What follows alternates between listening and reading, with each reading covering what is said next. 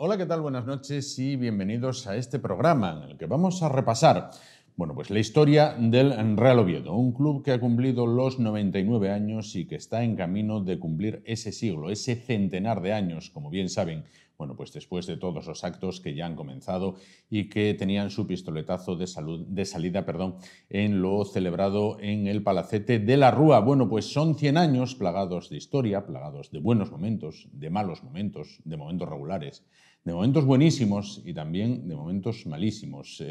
Pues también es una historia de todos los hombres y mujeres que conformaron ese club, de jugadores legendarios, de entrenadores muy conocidos algunos, de presidentes que ya entran algunos de ellos incluso en la leyenda y cuyo nombre, el nombre del presidente fundador o del primer presidente, da nombre, valga la redundancia, al actual estadio donde disputa los partidos el Real Oviedo. Para llevar adelante todo esto, pues contamos con la colaboración inestimable, y le agradecemos muchísimo su presencia, de José Ángel Mangas, que es un erudito acerca de todo lo que es la historia del Real Oviedo. Si usted quiere conocer algo acerca de la historia de la entidad azul, del equipo Carballón, pues puede preguntarle tranquilamente a él porque prácticamente lo sabe todo. Y si no lo sabe, lo busca, lo encuentra y después se lo responde. José Ángel, ¿qué tal? Buenas noches. Hola, buenas noches, Juan. Es así, ¿no?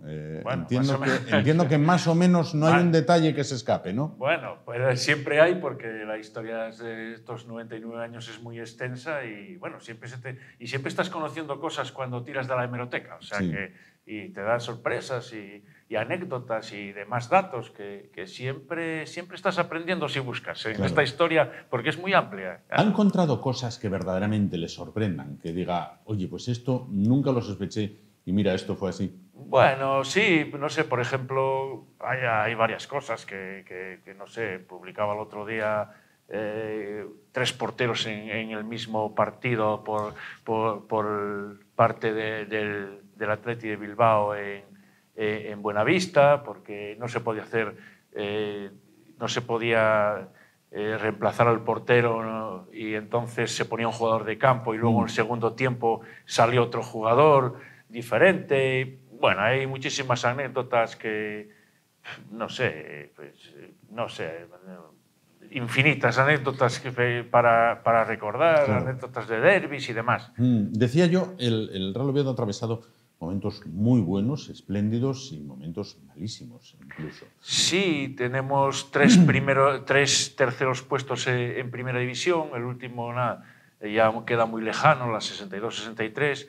Y bueno, luego el trance del 2003 por la mala gestión económica, que fue el peor. Luego recuperar otra vez el puesto, volver, se tardaron muchos años. Hasta el 2015 no se volvió al fútbol profesional, fue un largo camino. Y luego en cuanto... Bueno, en primera división hay décadas muy importantes. La década de los 40 fue completa, la década de los 90...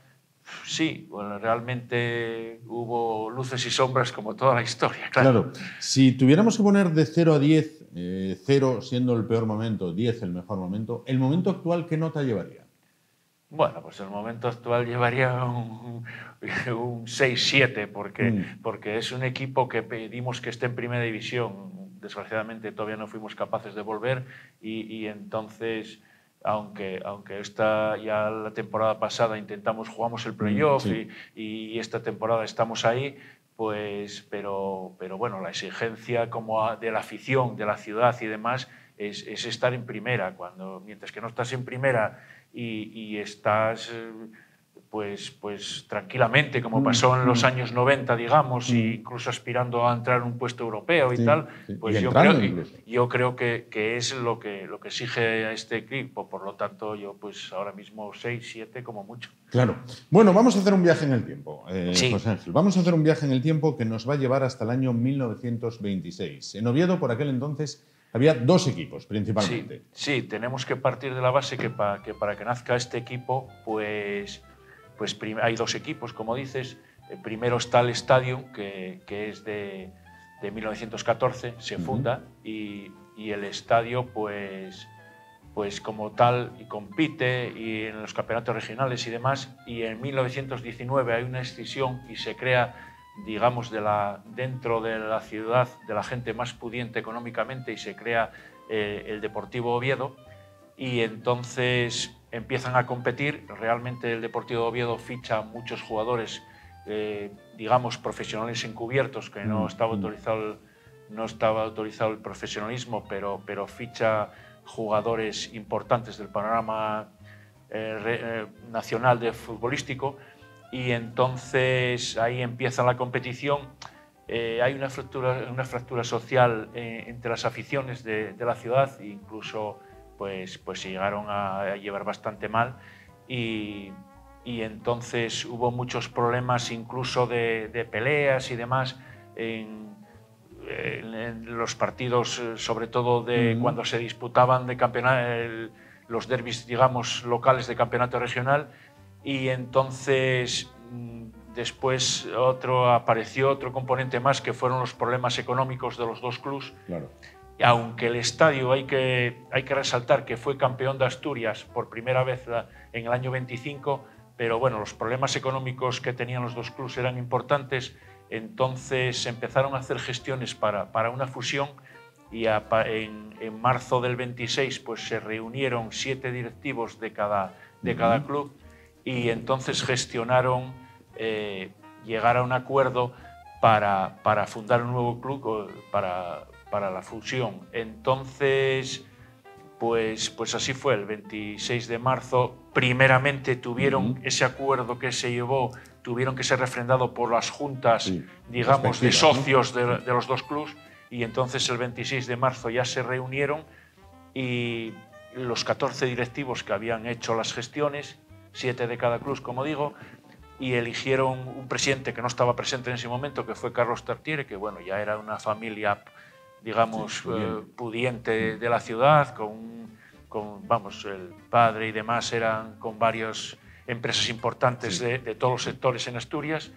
Y entonces ahí empezó, digamos, apareció, digamos, entre la fusión de estos clubes, el Oviedo Fútbol Club, en principio, que todavía no era real, ¿no? No era real, hasta unos meses después que se solicitó y bueno, ya se concedió. Correcto. Entonces, vamos a hacer un alto en el camino. Dos equipos en Oviedo, el Stadium y el Deportivo. El Stadium, el de la gente, digamos, de clase más humilde. Sí. El Deportivo, vamos a decirlo así, el equipo de los ricos. Sí. Digamos, se llevan a matar entre ellos, o se llevan verdaderamente mal entre ellos. Entre las dos aficiones. Entre las dos aficiones.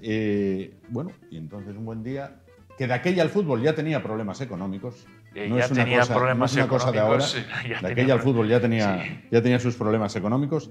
Deciden fusionarse y lo hacen tal y como se ve en una pequeña escultura que hay en la calle Gil de Haz, en un inmueble allí situado, ¿no? Sí, sí. Allí fue precisamente, llegaron a un acuerdo se reunieron en el despacho del presidente de la Boda Asturias, que era el apellido Nieva, que era el abuelo de uno que fue luego directivo del Madrid con Lorenzo Sanz, creo que fue vicepresidente, y entonces allí se reunieron, aparte como era el periódico de Carlos Tartiere, pues de la familia, pues todo fue más fácil y allí surgió, digamos, la fusión en ese local. Allí nace el Oviedo, por aquel entonces. El Oviedo Fútbol Club, que bueno, fue durante poco tiempo Fútbol Club, porque luego ya pasó a Real Oviedo y luego ya veremos, hablando un poco más adelante, cuando perdió lo de Real. Sí, claro. Entiendo cuando llega la República. Claro, efectivamente. En abril del 31. En el momento que se funda, ¿cómo viste? En el momento que se funda, bueno, los colores ya están, los colores de la ciudad, el azul en la camiseta, el pantalón blanco, pero digamos que los primeros partidos hasta septiembre del 26 no reciben la camiseta azul y entonces los primeros partidos los juegan de blanco. Las camisetas blancas porque uno de los acuerdos era que ni se pusiese el nombre de estadio ni deportivo, entonces cogieron el nombre de la ciudad, y que ninguno de los del equipo de la fusión vistiese los colores o sea, que era neutralidad total. Sí, neutralidad absoluta en este caso. Sí, sí. La primera temporada que compite es la 26-27. La primera temporada es 26-27. Bueno, como dije, se nombra presidente a Carlos Tartiere y entonces lo primero que se hace es las gestiones para buscar un entrenador. Después no era la elección, no era, digamos, el número uno, pues después de varias gestiones pues ficharon a Mr. Bertrand, que era un entrenador de mucho prestigio, había sido ya campeón de Euskadi con el Athletic de Bilbao, procedía del Atlético de Madrid y era un entrenador de bastante prestigio y había estado en la Olimpiada de 1920 y demás. Y bueno, pues por ejemplo, como dato así anecdótico, pues cobraba 1.500 pesetas mensuales y aparte, pues y como se disputaba el campeonato regional, pues tenía una prima en caso de clasificarse para la Copa de España, cosa que no logró porque digamos que no contaba. Yo creo que él contaba que iba a hacer una mejor campaña, ¿no? Una mejor campaña exactamente con el Oviedo. No le salió bien al principio por temas del campeonato que no era como ahora, se jugaba uno fuera y tal. El Oviedo jugó en el campeonato regional 3 partidos en casa, marcando 8 goles, lo que le puso el nombre de la tasa, pero luego ya entró en una crisis, digamos, de resultados. Aquí comentaba que el primer partido que juegan, el cuarto partido se juega en el Molinón contra el Cimadevilla y entonces es cuando utiliza las famosas camisetas rojiblancas para jugar ese primer partido fuera. Y luego tenía la posibilidad de renovar, pero él no renovó. Yo creo que se marchó ya nada más finalizar la temporada un poco decepcionado de la campaña porque esperaba más. Aquí, por ejemplo, se puede destacar que el primer fichaje de la historia es Avilesu, que vino del Unión Deportiva Gijón, y luego había otro jugador muy importante que en aquella época ya económicamente fue un desembolso importante, que era José Luis Zabala, Arrondo, que ya había jugado en el Deportivo Oviedo. Era un profesional encubierto. Sí. Andaba a jugar en Real Unión, en el Español y demás, y en el Deportivo aquí. Y entonces vino al Oviedo y ya fue, claro, era un fichaje muy importante y que tuvo el club tuvo que desembolsar digamos, una cuantía importante para ese jugador. Poder, ya había sido internacional con España, o sea que, pero sin embargo, pues bueno, no se sabe muy bien la causa. No, el Sporting tenía la supremacía del campeonato y como digo, pues se esperaba más en esta primera temporada. Claro. Bueno, la temporada inicial, 26-27. ¿Se pasa a la 27-28? Mira, esta primera temporada, destacar que ya empezaron los derbis.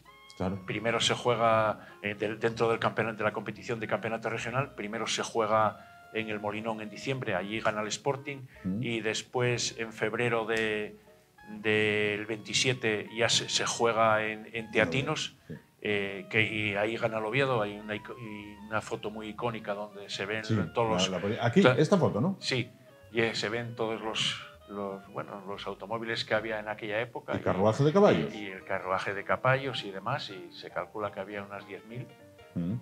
No está nada mal, ¿eh? Que no está nada mal, y esta es el primer partido que juega oficial en Teatinos, en Oviedo. Claro. Y ese derbi cae del lado azul, ¿no? Cae del lado azul, además por el mismo resultado. Primero en Gijón 2-1 a favor del Sporting y después 2-1 a favor del Oviedo. Bueno, es una dato destacable dentro de la historia y de la rival de los dos clubes. Claro que sí. Pasamos a la 27-28. Bueno, la 27-28 ahí como ya se fue Mr. Petran, entonces ellos siempre, la directiva de Carlos Tartiere siempre quería tener un entrenador de prestigio. Sí. Y entonces se ficha a Mr. Burton, que era inglés, y aquí se vuelve a participar en el campeonato regional, que era lo que había. Sí. Es la primera vez que queda campeón, porque aquí el Sporting no participa. El Sporting se intentaba crear la liga ya de fútbol. Entonces el Sporting quería un apoyo de la Federación Asturiana para crear esa liga, que no lo recibió, y entonces no quiso... En acto de protesta, ¿no? En acto de protesta, exacto. No quiso participar en este campeonato regional, y aquí solo había 6 equipos y el Oviedo de los 10 partidos gana 8. Fue el campeón. Este título, como ya comenté antes, te daba derecho a participar en la Copa de España. Primero hubo una liguilla en una fase interregional, y ahí pues se clasifica para la fase final, digamos, de la Copa de España, y se enfrenta al Barcelona, que lo elimina 7-3 en Barcelona, y en Teatinos en la vuelta 2-2. O sea, aquí la anécdota está en que Mr. Burton pues fue cesado antes de terminar la temporada, porque se van a Bilbao a jugar un partido amistoso que pierde 9-1 contra el Atleti, y parece ser que salió de copas por Bilbao con Zabala Rondo. Bueno. Y entonces la directiva le pareció bastante mal la derrota, cómo quedó el club, y entonces cuando llega Oviedo lo cesa. No se nombra otro entrenador, sino que hay una comisión técnica nombrada por la directiva, que es la que termina la temporada, y no se fichó a nadie. Aquí destacar que, por ejemplo, Zabala, que era delantero centro goleador, pues entre las dos competiciones marca 30 goles. 30 goles entre las dos competiciones. Y bueno, esto es un poco el resumen de la 27-28. Hay que señalar que por este momento el campo todavía es Teatinos. El campo es Teatinos, sí. Correcto. Aquí si pasamos a la siguiente temporada, a la 28-29. Aquí fichan otro entrenador, por ir un poco cronológicamente. Fichan a Anton Fiber, que era un entrenador también que tenía experiencia en España, que había entrenado al Elche y al Valencia, por ejemplo. Por ahora, José Ángel, 3 temporadas, 3 entrenadores extranjeros. 3 entrenadores extranjeros, sí, porque la idea que tenía la directiva era traer un entrenador de prestigio siempre, para que, digamos, que hiciera las innovaciones en el fútbol, pues, digamos, estuviéramos a la vanguardia en cuanto a entrenadores. Era lo que la directiva de Carlos Tartiere, bueno, pues siempre tuvo en mente. Sí. Bien, presidente Tartiere, entrenador. Sí, digamos que Carlos Tartiere, bueno, ya no lo digo porque fue el presidente de esta década que estamos hablando. Participa aquí también, evidente, como está el año 36, siempre hay campeonatos regionales, y había solo 4 equipos, y el Oviedo, ahora que ya participa el Sporting, vuelve a quedar campeón. Y luego pasa a jugar la Copa y aquí queda eliminado por Real Madrid. Ya pierde Madrid y luego también pierde en Teatinos, pierde los 2 partidos. Y aquí hay un hecho importante a resaltar, que nace la Liga. Y la Liga nace con polémica. Van a participar en primera división, van a participar los equipos que habían sido campeones de Copa hasta este momento y los subcampeones. Y quedaba una plaza libre, y entonces se hace un torneo de clasificación por el sistema de eliminatoria, y al Oviedo en la primera eliminatoria le toca eliminarse contra el Liberia de Zaragoza, que lo elimina, y luego le toca, eran siempre en campo neutral, y luego en cuartos de final en Mestalla le corresponde con el Betis, que ya lo deja, que lo elimina, y por tanto que luego se enfrenta al Racing y es el que saca la plaza, digamos, de primera. Y digamos que aquí entonces el Oviedo, al perder ya contra el Betis, ya queda encuadrado en la segunda división. Destacar que juega, por ejemplo, como dato, que el primer partido lo juega en Valencia, y es Chuchel, que luego sería presidente en 3 épocas, fue el autor del primer gol en segunda división. Y bueno, realmente en la Liga no hace nada destacado, quedó de 10 equipos, quedó el 7º, o sea que tampoco hizo no hizo nada reseñable. Y ahora vamos aquí en este año fue también una cosa importante, la Federación concede un partido internacional de España a Oviedo, que se iba a enfrentar a Italia. Entonces la Federación viene a ver Teatinos y considera que no es campo idóneo para jugar. Entonces se lleva al Molinón, y entonces empieza Carlos Tartiere y demás fuerzas, digamos, vivas de la ciudad, a plantearse que hay que construir un estadio, y ya aquí en 1928 empiezan ya a surgir las gestiones para intentar hacer un estadio nuevo. Claro, eso en la 28-29 pasamos a la 29-30. ¿no? Exactamente, pasamos a la 29-30, y aquí otro entrenador, se ficha otro inglés, O'Connell, un entrenador de mucho prestigio. El banquillo azul era un banquillo caliente. Sí, siempre fue. Siempre lo fue. Y entonces había estado 7 temporadas en el Racing de Santander.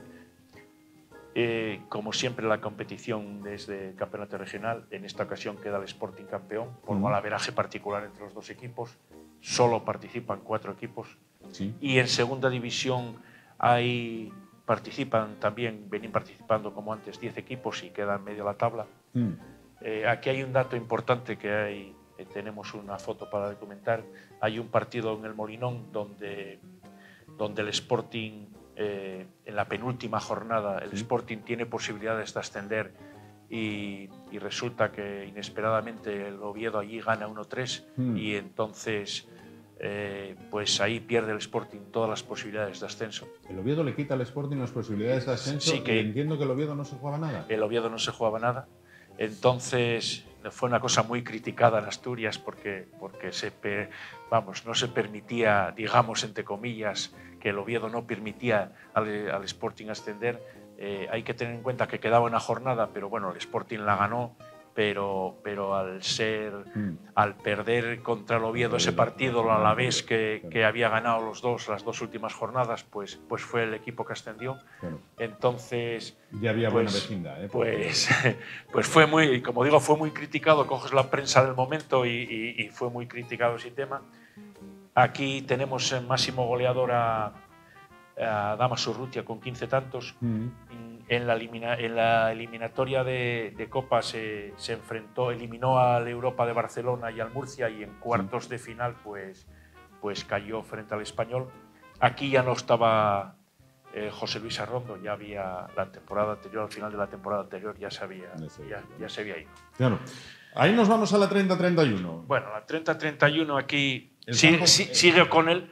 Pero aquí se da un impulso a la construcción del nuevo estadio.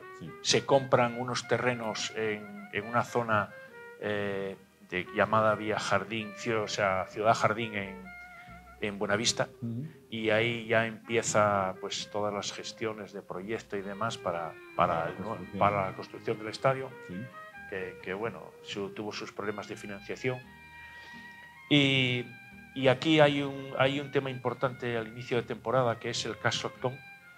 Y el caso Agdón es que Agdón había estado 2 temporadas anteriores en el Oviedo, desde el inicio, y entonces desde el 1926-4, y entonces tenía un documento firmado por 2-3 directivos de que en la final del año 30 quedaba libre. Entonces ellos consideraban que ese documento no tenía validez, los directiva del Oviedo, y él lo lleva ficha por el Sporting, considerando que estaba libre. Entonces llevan el caso a la federación y le dan la razón al jugador, que tenía validez ese documento que tenía firmado para quedar libre. Y entonces la directiva recibe una sanción, en realidad, y una multa económica. Los que reciben la sanción son los directivos que habían firmado el documento, pero Carlos Tartiere y los demás directivos se solidarizan con el resto y presentan, digamos, la renuncia, porque la sanción era, aparte de la económica, era 3 meses de inhabilitación para el cargo. Entonces, esto en octubre de 1930 hay una junta de socios compromisarios y se tiene que nombrar nuevo presidente y nueva junta directiva. Entonces se nombra González Herrero como presidente, y que está hasta febrero del 31, que se vuelve a convocar. Ya había pasado el plazo de sanción, digamos, de los 3 meses, y se vuelve la directiva de Carlos Tartiere a tomar el mando. Esta fue una directiva que en esos 3 meses tomó decisiones importantes, porque se ficha a Gayar y a Toni Juan, que serían muy importantes en la historia del club. Y hay otra cosa muy importante: se ficha a un delantero centro que bueno, era poco conocido, pero que tenían buenas referencias, que era Isidro Lángara, procedente del Tolosa. Y bueno, ya en el periodo de esa directiva, pues esos 3 nombres serían importantes dentro de la historia del club. Lángara, en su debut contra el Atlético de Madrid en diciembre de 1930, ya era un total desconocido y ya le marca 2 goles en ese partido. Entonces, bueno, aquí debemos destacar que el 14 de abril del 31 pues entra la República. Entonces ya pierde el Real y vuelve a pasar a Oviedo Fútbol Club, desaparece la corona del escudo y demás. Y bueno, es otro hecho importante. Digamos que esta temporada hay muchos hechos. Bueno, en la Liga de Segunda. Entiendo un Lángara muy joven. Bueno, pues 18 años, había nacido en 1912, pues ya, sí, fue, digamos, un descubrimiento que incluso la Real Sociedad lo pretendió fichar, pero se adelantó el Oviedo por mediación de un directivo y tal. Y entonces fue un Lángara, y bueno, llegó y desde el primer momento fue a marcar goles. ¿En qué posición acaba el campeonato? La Liga la acaba en octava, tuvo una mala clasificación, fue octavo. Lángara ya marca 15 goles en esa liga, que para llegar de un equipo, digamos, amateurs, pues... Y en la Copa, pues seguimos la tradición con eliminado por las Arenas de Guecho, que por cierto fue, digamos, el primer equipo que jugó un partido amistoso el día 1 y el día 2 de mayo de 1926.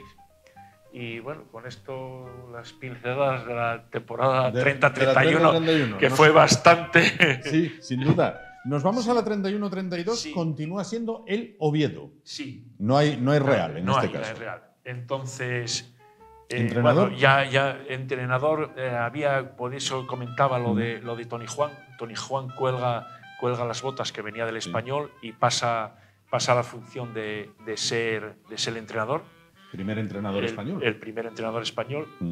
El estadio aquí ya era una realidad, porque en 1932, ya el 24 de abril, ya se inaugura con el partido Yugoslavia-España, 2-1. Fue un acontecimiento social, incluso te hablan que llegaron por tren y por carretera gente de otras poblaciones y demás, y que fue, bueno, aquello fue impresionante. Aquí, ya con 20 años, Lángara es internacional y tiene, como digamos, el dato importante, que marca el primer gol en ese estadio, aunque era el partido amistoso, pero bueno, consigue el primer gol de España, por tanto, el primer gol en el nuevo estadio, en el estadio de Buenavista. Aquí participa, como siempre, como viene siendo habitual estas últimas temporadas, pues vuelve a ser campeón en el torneo de Copa, en el campeonato regional, que participan 6 equipos. Y en la Liga ya realiza una buena temporada y queda segundo. Bueno. Estuvo hasta última hora jugándose el ascenso, que solo ascendía el primero con el Betis. Sigue Lángara marcando goles, 22 goles. Bueno. Y en la Copa vuelve, tras un partido de desempate, vuelve a ser eliminado por el Arenas de Guecho, otra vez. Y digamos que bueno, eran ya los cimientos de lo que la temporada, de lo que iba a venir. Claro. Porque la temporada siguiente, pues... La 32-33. Pues la temporada siguiente, pues seguía Toni Juan, que digamos fue el entrenador del ascenso. Sí. Digamos que oficialmente para la competición se deja Teatinos y se estrena ya el estadio. A partir de eso ya empieza a competir en el estadio de Buenavista. Un estadio de Buenavista, José Ángel, que tiene la peculiaridad, usted me corregirá, sí, que no tiene columnas. No, es del ingeniero Sánchez del Río, y entonces era la primera en Europa que se hace más de 100 metros sin columnas. O sea, todo una obra de ingeniería. Y bueno, desgraciadamente, pues se tuvo que derruir para el campeonato del Mundial 82, porque parece ser que tenía problemas el hormigón y demás, pero realmente fue una tribuna que fue una innovación, como muchas de las cosas que hizo Sánchez del Río, que dejó en cuestión de ingeniería. Pero fijémonos en ese dato: ni Bernabéu, ni Nou Camp, ni Mestalla, ni Sánchez Pizjuán, era la primera en Europa que se hacía. La primera en Europa. Con más de 100 metros que se hacía sin columnas. Casi nada. Sí. O sea, era un estadio, bueno, pues al principio iba a ser con pistas de atletismo y demás, pero bueno, ya se llevaba un complejo con piscinas y demás. El proyecto era muy ambicioso, luego quedó un poco menos, pero sí, y luego se tuvieron que fue claro, lo que fue Carlos Tartiere, bueno, Buenavista y después Carlos Tartiere tiene una amplia historia, porque sufrió diferentes remodelaciones, diferentes las gradas y demás. Tiene una amplia historia que da para mucho. Sin duda. Bueno, en esa 32-33 se logra el ascenso, ¿no? Sí, son 10 equipos y estuvo compitiendo hasta última hora con el Atlético de Madrid, pero el día de San José de 1933, pues era el partido clave. Se gana en Buenavista 4-1 y logra el ascenso por primera vez a primera. Fue todo ahí hay surge un poco la fama de la primera delantera eléctrica, que era Casuco, Gallar, Lángara, Galé e Inciarte. Y bueno, ahí también destacar un dato es que se forma una comisión dentro de la afición para hacer un homenaje popular y se hace el 2 de abril se hace un homenaje popular que se calcula sobre 1000 personas debajo de esa tribuna famosa de Sánchez del Río. Pues ahí se montan mesas y diferentes casas de comidas, te hablan las crónicas de la época, pues sirven el menú.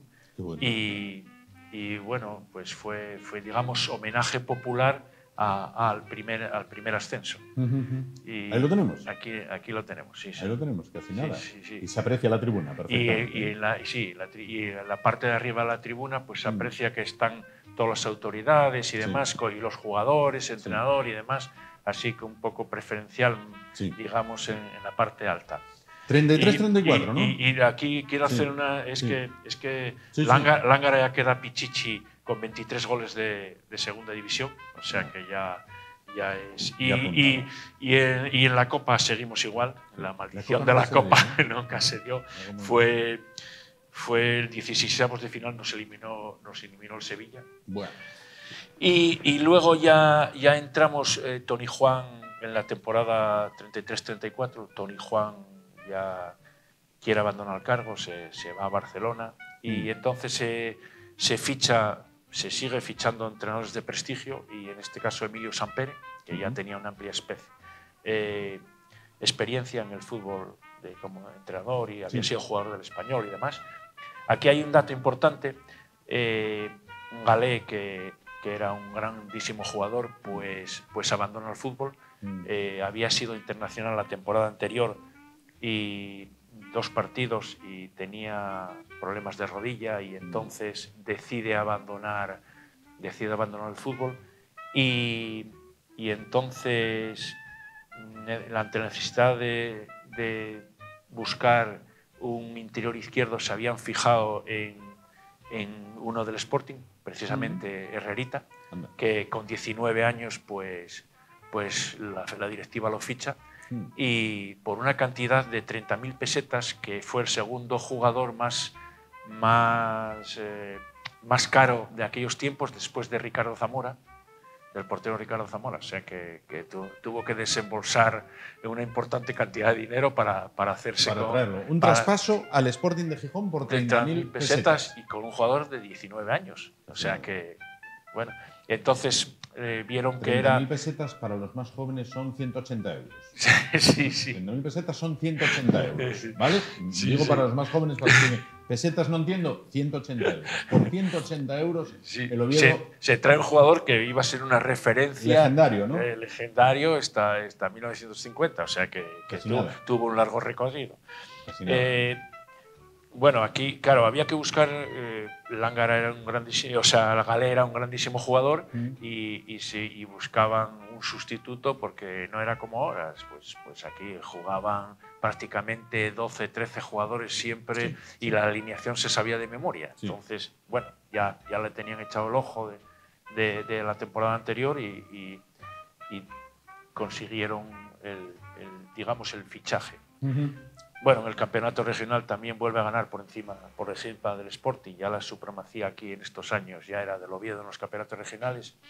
Debuta en primera división y un 5 de noviembre del 33, en Buenavista frente al Barcelona, que gana 7-3 con cierta polémica porque que si se había...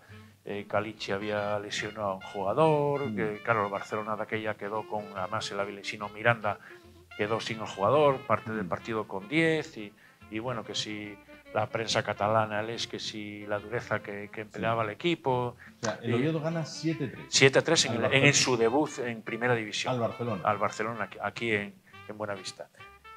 Bueno, eran 10 equipos y quedó en medio de la tabla. Bueno. Y aquí hay otro dato importante, que es que Lángara debuta en primera división y con 27 goles es Pichichi, el primer Pichichi en primera división. Claro.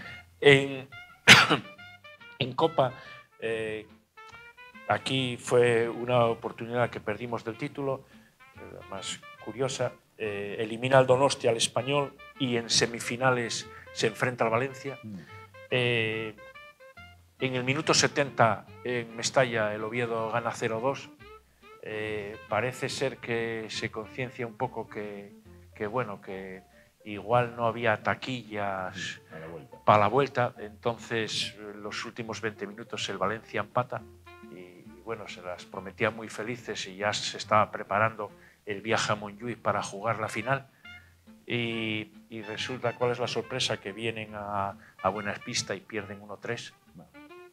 Entonces fue, digamos que a partir de ahí fue la maldición verdaderamente de la Copa, y no en esa competición no levantamos cabeza.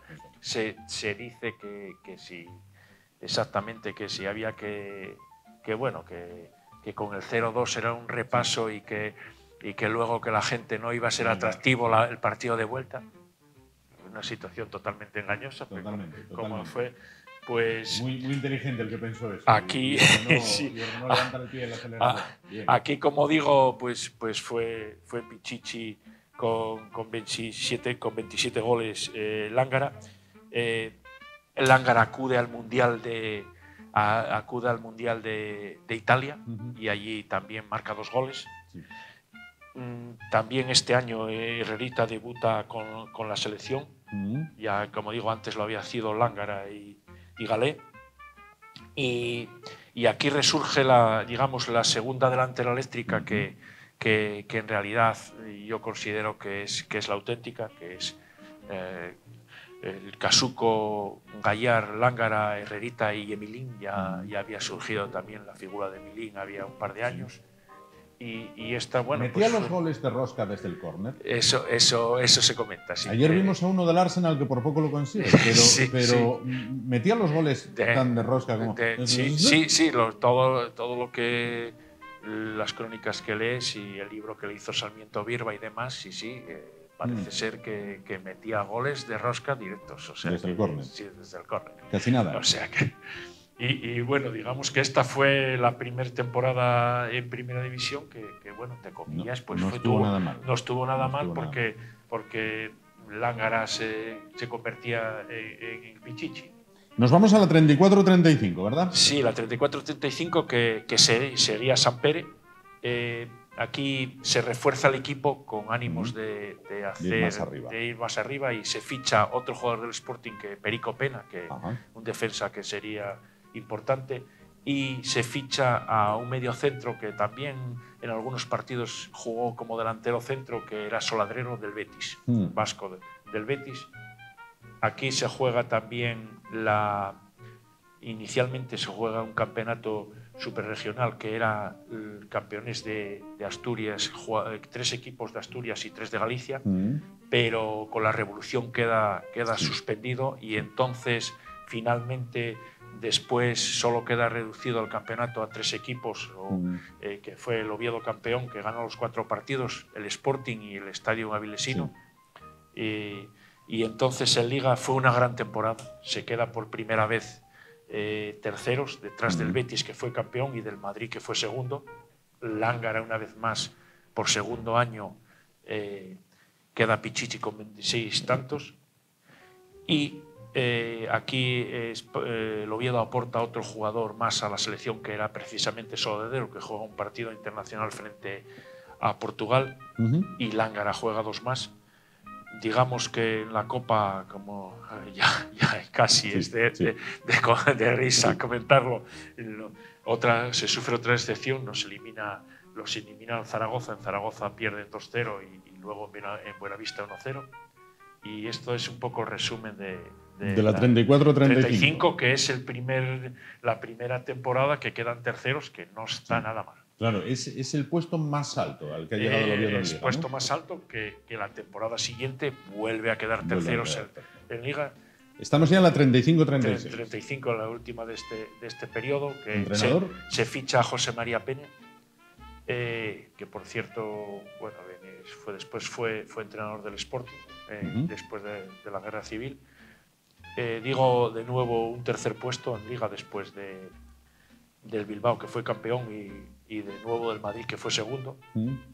El Oviedo quedó a un punto del segundo, que fue el Madrid. Sí.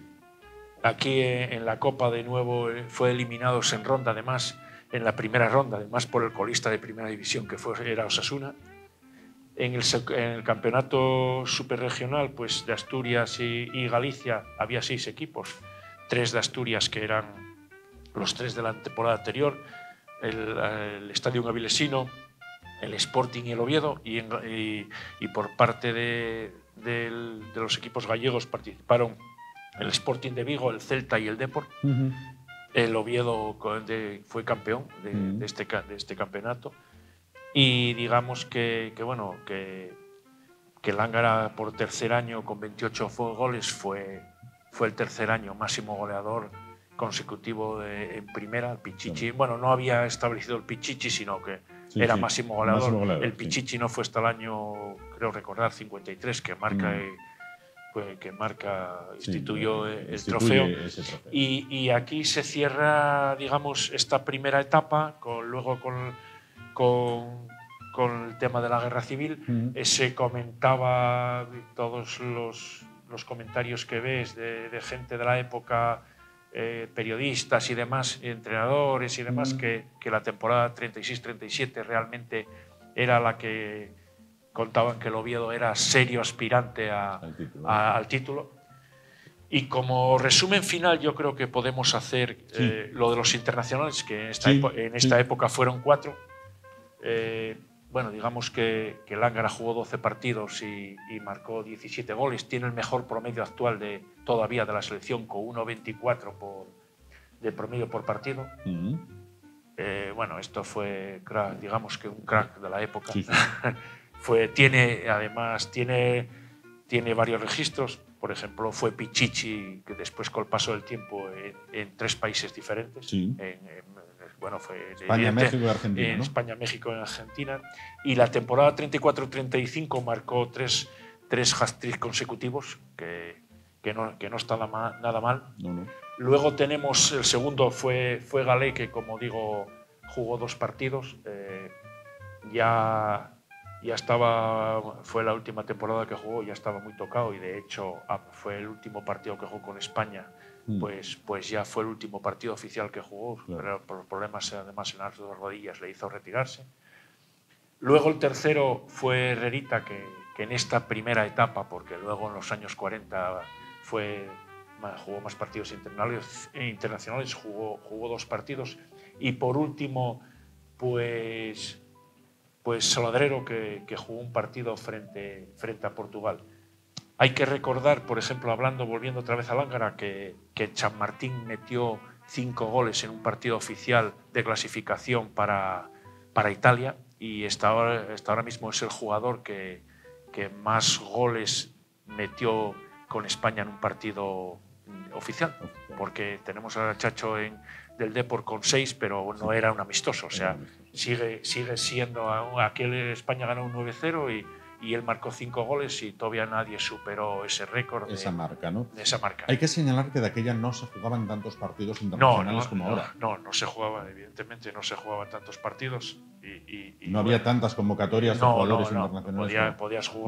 Podías jugar 3 o 4 partidos al año como mucho. Algo que se preguntará, sobre todo la gente más joven, ¿no? Lángara, con esos registros, ¿nunca llegó un Madrid o un Barcelona y dijo, ¿cuánto? ¿Tanto? Sí, pero bueno, estuvo a punto, pero siempre, sobre todo del Barcelona, porque siempre Carlos Tartiere siempre decía que él compraba, no vendía. Entonces nunca, digamos, tampoco había la libertad de terminar los contratos y marchar como ahora, sino que siempre estabas con el derecho de retención, y siempre se llegaba a acuerdos con él y con más gente para seguir. Claro. También hay que tener otra cosa que hay que tener en cuenta, que se puede hablar en otro capítulo, que también estuvieron después de la Guerra Civil, como sabemos, la 39-40 por el campo, el Oviedo queda exento, se le guarda la plaza, entonces empieza a ceder jugadores, y por ejemplo, pues pues al Barcelona fueron 3, Riera, que bueno, era un defensa, Emilín y Herrerita, jugaron cedidos, y el Barcelona intentó por todos los medios que se quedaran allí, porque fueron fundamentales para que el Barcelona no descendiera ese año, pero nada, no les fue imposible porque Carlos Tartiere no les dejaba marchar. Bueno, también era reacios a que la gente cambiar, los jugadores cambiar de sitio, porque en algunos casos no es lo de ahora, trabajaban y en otros sitios, y el fútbol era... Jugador estrella de esta década podemos poner a Lángara, ¿no? Evidentemente Lángara, sí. Para usted que ha leído las crónicas, porque lógicamente gente que le haya visto jugar ya no quedarán, pero usted que ha leído las crónicas, un centro delantero caracterizado por remate de cabeza, tiro potente. De remate de cabeza y tiro potente, además se hablan que con las dos piernas.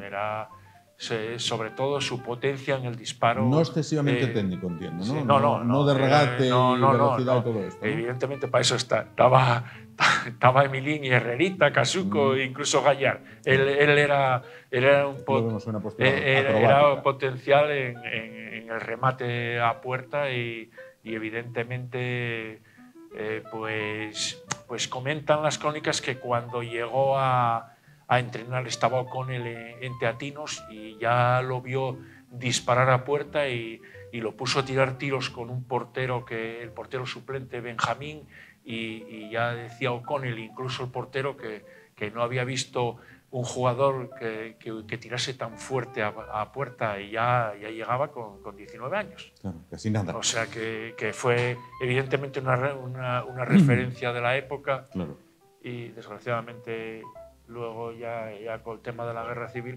pues ya cuando vuelve ya no es, aunque bueno, vuelve 10 años después, pero el tiempo pasa. El tiempo pasa. Bueno, pues es el primer capítulo de esta historia de 10 capítulos, valga la redundancia, sobre el Real Oviedo. Esta primera década, una década importante porque se va desde el nacimiento hasta quedar tercero en la primera división del fútbol español. Casi nada, en 10 años se pasa de nacer a quedar tercero, a ser el tercer clasificado en la Liga de Fútbol Española. La próxima semana, bueno, pues hablaremos de esa segunda década que irá ya del 40 al 50, ¿verdad? Sí, correcto. Es mejor una década entera en primera que terminó mal, pero bueno. Pero bueno, empezó bien y terminó mal en este caso. Bueno, del 40 al 50 está ese paréntesis de la Guerra Civil, el campo, bueno, pues con una trinchera incluso excavada en el medio, los jugadores cedidos a otros equipos, como decía José Ángel, con Herrerita y Emilín, por ejemplo, cedidos en el Fútbol Club Barcelona, casi nada. Bueno, pues hablaremos de ello, de esta historia verdaderamente apasionante, que es la historia del Club Azul. Muchísimas gracias por estar con nosotros esta noche. Gracias. La próxima semana, cuando nos veamos, si el jugador de esta década, digo por hacer un adelanto, como dicen los chavales, un spoiler, si el jugador de esta década era Lángara, ¿de la siguiente es Herrerita? Herrerita, por supuesto. Claro. Aportación a la selección, incluso hizo de entrenador en la primera temporada, los primeros partidos, porque no se había fichado entrenador, y estuvo creo que recordar, los 6 primeros partidos de Liga, fue incluso entrenador-jugador, y la pretemporada y demás. O sea, fue evidentemente en la historia del club todo un referente también. Sin duda. José Ángel, muchísimas gracias. Gracias a vosotros. Gracias por estar con nosotros. Como gracias les damos a ustedes. Les emplazamos para el siguiente capítulo, década del 40 al 50, la historia del Real Oviedo.